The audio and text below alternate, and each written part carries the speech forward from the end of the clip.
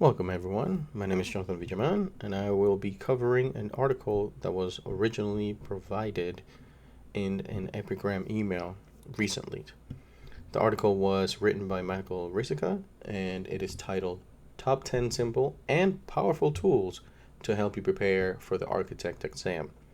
At this point, I'm sure most people within the ARE study and resources should know Young Architect website. Great resource, and he's been in it for many years, and he's a great resource to know and one to strongly consider when studying for the AREs. Anyways, without further ado, let's just get into the article.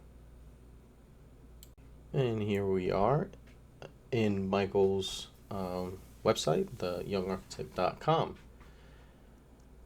The link is provided down below as usual, and we just went over the title. And so the gadgets with studying for the ARE. So we're just going to jump right into it. People always ask me what types of office supplies they should buy when preparing to study the ARE. The basic materials you will need for studying do not have to be highly tech or budget breaking. I've also seen having a fancy laptop or tablet doesn't always make things easier when trying to focus on preparing for the ARE.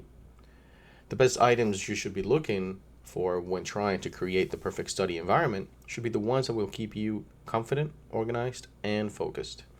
The list is organized from cheapest to most expensive products. And here we go, the multicolored pencils. Pens or pencils. Pretty simple, right? Pretty cheap. So you can use these to take notes for each subject in a different color. This will help you keep your information organized and easy to find. He tends to like the classic Bic pens, so you can change the pen color in a moment's notice. The seconds of not having to look for a new pen all add up. Multicolored pens. 2 is the highlighter. Does not need much of an introduction. Pretty simple, pretty straightforward. Colored book tabs. Keeping up with color coordination theme, you may buy a pack or two of those colored tabs and may use those tabs to keep your place while going through all of the information.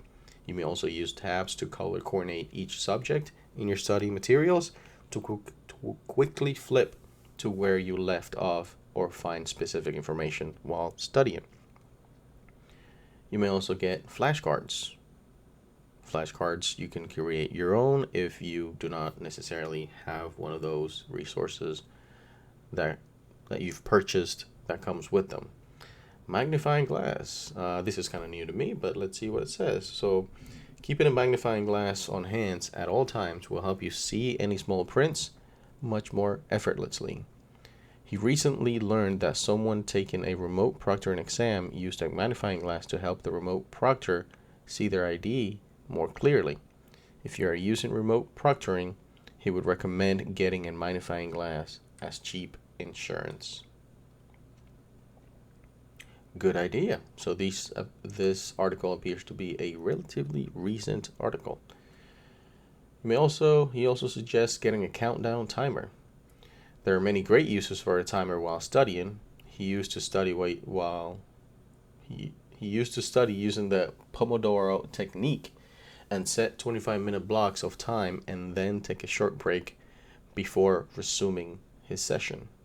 Using a countdown timer can help you get through some of the more challenging topics that need a little extra attention during study time. Also, since the ARE is a timed exam, try using the countdown timer to rehearse getting through the practice questions quickly without sacrificing the quality of your answer. Something to look into a little bit farther is what the Pomodoro Technique is. Once you click on that link, it will take you to this particular website, and it says here the Pomodoro Technique is this particular website, Wikipedia, is a time management method developed by Francesco Cirillo in the late 1980s. The technique uses a timer to break down work into intervals, traditionally 25 minutes in length, separated by short breaks. Each interval is known as a pomodoro, from the Italian word for tomato, after the tomato-shaped kitchen timer that Cirillo used at university. Anyways, if you're more curious, feel free to read through that Wikipedia page. The next item is a book stand. Having a book stand will keep you from the infamous back aches associated with leaning over your books for long periods. It would also give you a place to help keep your book easily visible and out of the way of other work at your desk. Backpack dedicated to the AREs. Pretty self-explanatory there. No need to necessarily read that through. A book tree.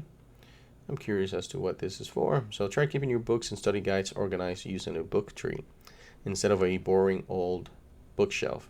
The tree design holds plenty of books and it's more efficient for keeping your items easier to see and find. Plus, it looks incredible sitting near your desk. I think this falls more into having a nice place, a nice atmosphere to kind of study within. Noise canceling headphones. I agree with this one as well. So when Michael took the ARE, he primarily studied in public places, Starbucks, library, Panera Bread, etc. And there was no shortage of distractions in those places. The last thing you want when studying is background noise to interrupt your focus. To keep outside noises to a minimum, he purchased a high-quality set of noise-canceling headphones. Sometimes he wouldn't even play music and would just turn on the noise-canceling feature. Doing this will stop you from being distracted, making it difficult to retain the information. And the bonus item, it's a really good water bottle. I like to put in my 2 cents here for the noise-canceling headphones. Some people, yes, enjoy listening to music and actually allows them to focus a little bit more while studying. And so this one, it's a little bit of both, right? Maybe it's you're able to actually listen to music and you're able to concentrate a little bit better. But there are those times and those instances where even the background music that usually helps you becomes a bit of a distraction or does not allow you to focus as well in a particular topic or a particular question. Another thing that I thought about here as it pertains to the colored tabs for your books. I know it, and I know this goes a little bit against the overall sort of idea within this article, but if you have PDFs, do not forget that you can bookmark things and you can change the title of those bookmarks. So think of a organizing way where you can actually help you keep better track of things. And so maybe once you have a book tab, a bookmark within a PDF, maybe the first few letters should be the particular test that this pertains to, and then the general kind of topic that it goes into. In any case, I think these are some pretty good resources and some good things to consider buying. And yeah, that was it for the breakdown of this article.